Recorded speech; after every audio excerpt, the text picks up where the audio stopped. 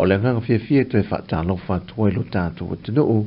e le whaopoponga o telefoi mea lo o te tupu lo tātou te nuu I Sāmoa, usi mai le whaafonga. Ua whaeloa mai se pepo whaamtalanga mai le matanga luenga le si umanga, le reporti lon tolu I le ono whaalanga ino le si umanga I ngāte whale, I awhio anga o lo lata I le vaenga o le o ngā sami na ngoto ai le vaa o le malini le malo New Zealand. O le reporti a le komiti o lo tu whaatasi e mtanga luenga ngā luenga te tele, o le si umanga, o le vaenga o whaatu anga mwhainga whiwa, o le vaenga o wafu, manutanga luenga leo ma wha lave te tupu wha sei. E o mai I le aso sa o le whai unga le vai aso, o lo api lava sui mtanga luenga nei whaatasi e ma insinia, ma le ausu e sui le vaenga e maulu I le sami mai New Zealand, e mate tui na lava se tūlanga ono liki mai o se swau, mai tane lo I le swau ma le kiso le wha, o pusa container e tolu le o lo o beupea nei, o lo o wha mai na nei vaenga ono a fia I le siu manga I lungo ma tāwhanga, I le itu lai valu le tai o le aso lua le vai aso nei, na wha mauni ai le au maulu le malini e New Zealand, wa amata o na liki le mu mai ia se vaenga o le kiso, mai te tonu le afi o le wha, mai o vaenga iti o lo mawhai o nā o ina I lungo le sami, ai le iai la vese reporti watu inane a fio anga e pe o te fito ala, wa ie salamomu no suatia,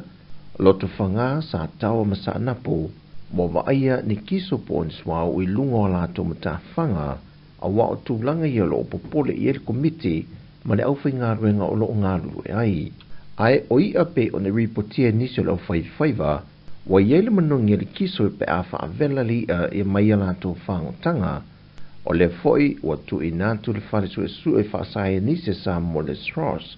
mo le wha maunia I le o saunga le mu ma le toi saunga le mu foi, o le tau mafori mo ni tau mawhatanga. Wa mai a foi o na tu inatu lapta inga ia fio anga pe o na ta ua, ia tau fia peawhai ngā whaiwai o ngā sami e pe o na pui puia, mai lono a fiai o se soifua malolo ina o se tasi. O le so le o le ato e maulu o I foi mo le isi su e suenga, I le afa o le se fulu le tae o nei. A lo wha lia le pepo whaamtalanga, e si lia I le iwa se fulu a ingo sa fata, o lo wha ua wina pe ia so umo na siaki ma fsiringia, pe ua wa aia ni a fianga I o lato ngā te whale. E luas fulfitu tu sanga o se li mai le fio ango le visa le moa, le ua wha maunia neila na soltu la fono le fasio tangata wha moe moina, na mali waise tala vau e fast futu sanga le matua o lea lava fio anga. I reporte le vaenga leo le wha lave le nei, o se inunga awa le to lua lea, na amatai se fe ese inga, ma wha o li mai le ua molia I le ua maliu, le whaonga ino leo sea upenga me tau tia. Na mai o na wha tino le soringa tu la fono, ma nga I lo na mota, na moni mawina a inga na lata I le vaenga, na wha tino ai le soringa tu la fono, na matasa I linga inuo la tu la ngona ina wha le tonu le manungi, le ua fe ave ai ato e le safili. Mai o ina na wha to ai loai, ma reportia ne loa I le ofisa leo. O le aso wha o le masina fau I ano vema, e tula I ai le ua molia I luma o le whamasinonga, e tali I ona molianga.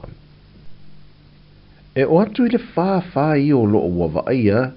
e ono a fiai Sāmoa I le waitau o wha, e amatatu I le masina fau. O le reporti le ofisa le waitau o lo mawai, e ono wha tuptupula ia sa vili malo losia, mai ono a fia pe pasia fo I le wha se lau kilomita o lo tato o tanu. Mai lungo masini le ofisa o waitau, o le tasi I le lua wha, o lo whaita wina le whaatulangana o le vaenga lo na tolu o a wha malo losi, e ono a fia I Sāmoa. Pe o le sila fio le vaitau o a wha mamatangi malo losi lo tātu o tanu, e amatatu le masina fōia novema anga ia aperila o amatanga o tausanga uma.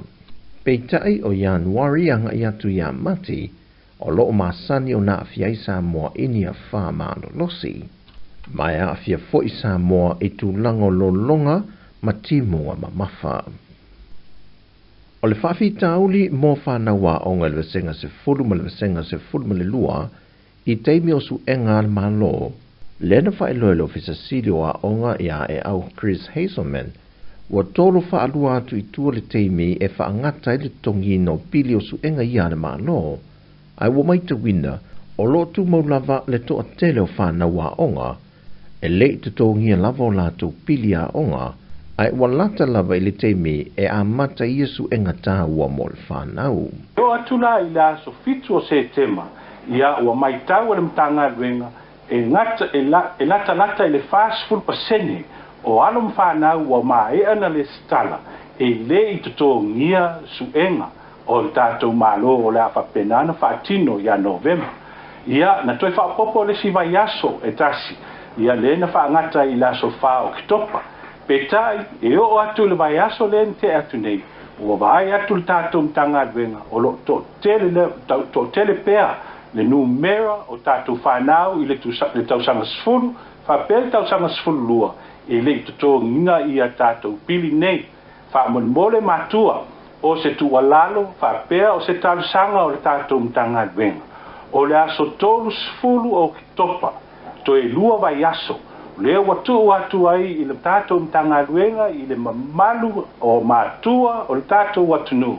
whaamole, tautua ngama o tou, suenga o tātou whanau. Mai I le vasenga se fulu, e to toru a fe valu sa lau iwa se fulu ma le fitu, le au whae o whanau o le asu e suenga nei al malo, ai wha fe lua se lau mo whanau le vasenga se fulu ma le lua, o le asu se fulu ma le valu I le asu lua se fulu ma le lua na masi na fau, e a mata whaatino I loa, Iesu enga le malo. O tala fau ia mai Sāmoa le nei aso, manuia lo tātua tunuu, whasoi foia.